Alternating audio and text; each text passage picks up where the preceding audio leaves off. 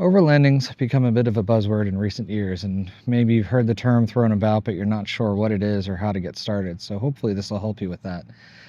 It kind of gets confused a lot with things like van life and car camping and a bunch of other stuff, but at its heart, overlanding encompasses all those things, and it's really just about being self-sufficient with a vehicle and going on an adventure. That's all it is. It's having a destination in mind. You go there and you have the equipment and whatever skills you need to come back safely. Now, you don't really need a whole ton of gear to get started. I think that's where it feels intimidated, but at the beginning and end of it, you just need to provide food, shelter, and water, and anything else you need to be and feel safe. When you search overlanding online, you're probably going to see pictures and videos of these huge expedition vehicles with big tires and tons of gear on them, and it's going to feel really intimidating because you might think that's what you need to get started, but that's not true. Most people fall into one of two categories. Less commonly, people will buy or obtain a vehicle specifically for the purpose of overlanding.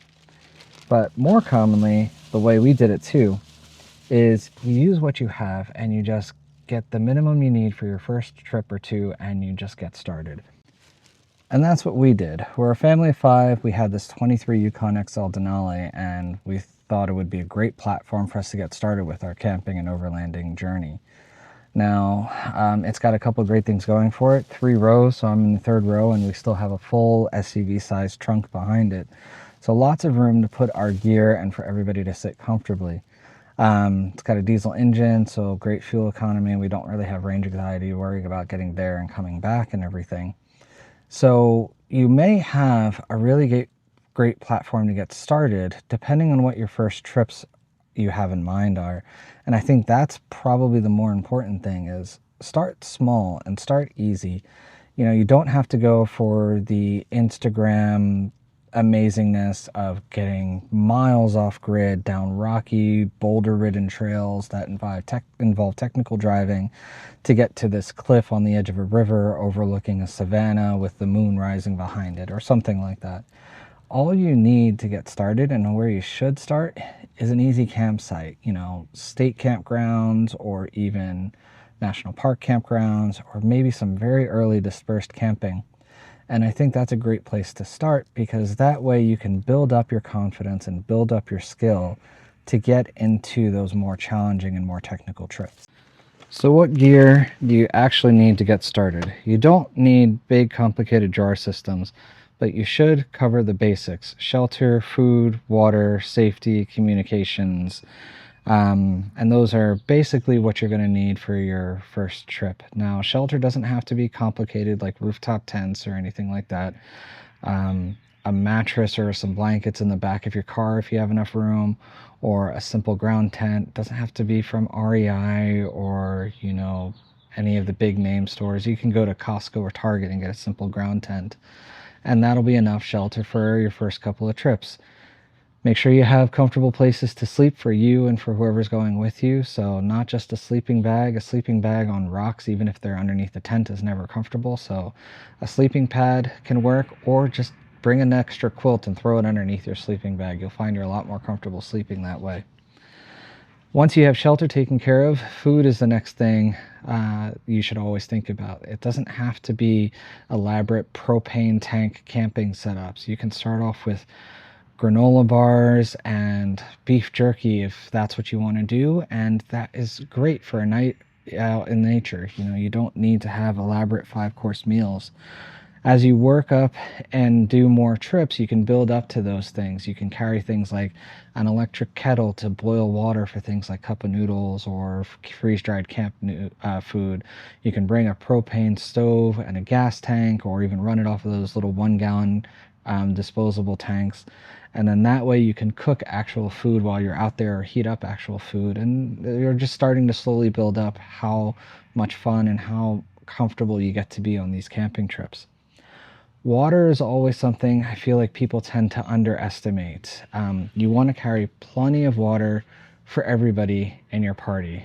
I like to really overestimate my water and go with somewhere between a half gallon to a full 1 gallon of water for every person in my party for each night. And the reason why is you're using it for a lot more than just drinking. You're using it for cooking, you're using it for washing your hands, washing dishes, all sorts of stuff. You'll constantly be going through water when you're on a trip. So always pack a little bit more water than you think. I think a half gallon a person is a great place to start. Again, you'll hear me say this over and over. You don't need fancy water jugs or storage containers. Just go grab like a 48 count of the 20-ounce bottles or a couple of 1-gallon jugs for your first couple of trips, and that's plenty. After that, safety and communications. So if you're going to bring your phone, most people are using cell phones these days. Make sure you have extra ways to charge it that aren't just reliant on your vehicle. Bring at least one of those USB power banks.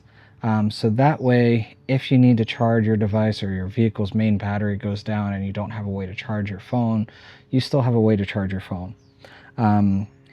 Once you start doing more trips and pushing the envelope a little further off grid, that's when you can think about things like, do I need a GPS communicator like a Garmin InReach Mini, or do I need to carry a Starlink or something like that? But for your first couple of trips, I don't think you need any of that stuff. Safety, make sure you have a good first aid kit, and also importantly, make sure you have several extra days worth of medicines for anybody in your group who takes medicine regularly. So you don't want to just plan for one night or 2 nights. Plan for the unexpected. Plan to carry a couple extra days of medicine in your vehicle. You can always put them back in the containers or just put them back when you get back, but just in case, that little bit of peace of mind will go a long way. Once you do all of that, you figured out where you're going, what vehicle you're going to use, and you've got your necessities and whatever else you need for particular creature comforts and everything, you're basically ready. Just get out there and have fun. And in your first couple of trips, start somewhere close. The reason I say that is because things always happen on camping trips. Things will always come up that feel like they're going to ruin the trip. And I think it's important to remember that in those early couple of trips, it's okay to leave. You never want to force yourself or everyone else around you or anyone else that's with you to be miserable, because that's just going to ruin the experience for you. It's going to ruin the experience for anyone you're with, and you won't enjoy it. It's more important to cultivate an environment where you enjoy getting out there. And for that, if something disastrous happens, pack it up and go home, so that the next time you go, you say, okay, this happened last time, let's plan around that. And you establish, a secondary layer of security around whatever problem that was. And a lot of times that's how your equipment and gear that you naturally carry builds and evolves in your multiple trips. But it's important that you keep going. That's basically it. I hope you found this helpful. If you have any questions or comments, feel free to leave them below. It definitely helps out the channel if you like or subscribe to the channel, because that way I know that you're interested in seeing this content. If you'd like to hear more about specific topics, let me know. I'd be happy to make videos about any of that. And as always, we'll catch you next time.